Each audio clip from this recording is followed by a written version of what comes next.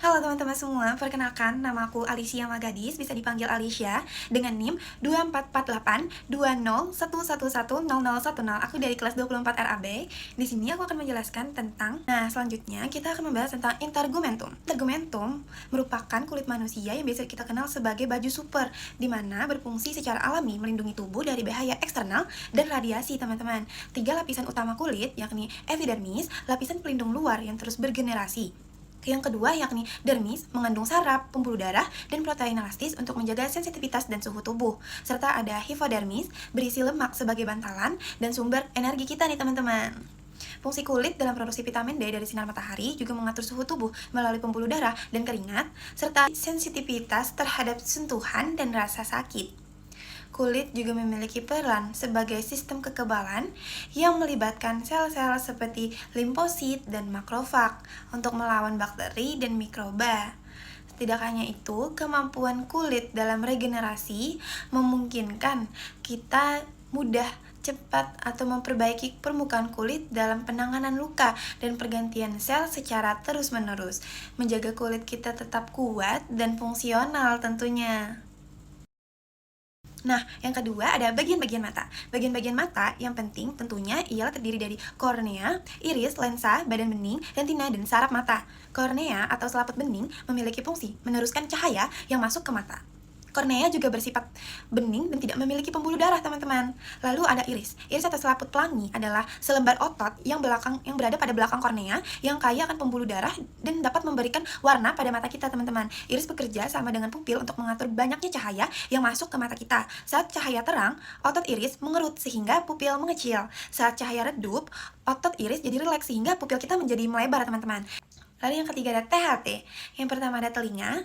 Telinga bagian luar, bagian tengah, dan bagian dalam tentunya memiliki fungsi masing-masing. Bagian dalam berfungsi sebagai proses pendengaran dan keseimbangan.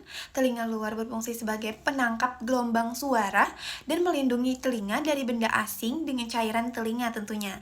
Telinga tengah mengubah gelombang suara menjadi getaran melalui gendang telinga dan tulang-tulang pendengaran, serta penyeimbangan tekanan udara lewat tabung eustasius telinga dalam mengubah getaran menjadi sinyal listrik yang diteruskan ke otak melalui koklea.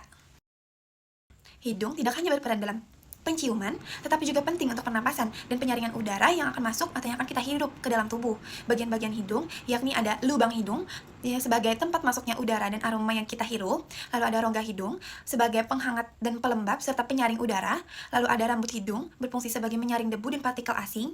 Lalu ada selaput lendir berfungsi menghasilkan lendir untuk menangkap kotoran dan melembabkan udara yang kita hirup, teman-teman. Sehingga kita dapat mengetahui dan membedakan bau-bau yang kita cium. Nah, selanjutnya yakni tenggorokan. Tenggorokan merupakan proses pencernaan yang melibatkan organ utama, yaitu mulut, kerongkongan, lambung, usus halus, usus besar, dan rektum, di mana makanan diolah secara mekanis dan kimiawi agar nutrisi dapat diserap tubuh, sehingga sisa yang tidak tercerna akan dibuang sebagai feses. Di mana hal itu sebelumnya kita cerna dulu di kerongkongan atau tenggorokan kita nih, teman-teman. Nah, dari materi sebelumnya dapat disimpulkan bahwa sistem intergumen, mata, dan organ THT, telinga, hidung, dan tenggorokan itu memiliki struktur dan fungsi khusus yang saling mendukung kesehatan dan aktivitas manusia sehari-hari, di mana kulit melindungi dan mengatur tubuh, mata memungkinkan penglihatan, telinga untuk pendengaran dan keseimbangan, serta hidung untuk penciuman dan pernapasan. Tidak hanya itu, tenggorokan juga digunakan sebagai media kita dalam pencernaan makanan, sehingga perawatan dan pemahaman terhadap organ-organ ini sangatlah penting loh, teman-teman, agar tetap menjaga kualitas hidup kita menjadi hidup sehat dan tentunya terhindar dari penyakit.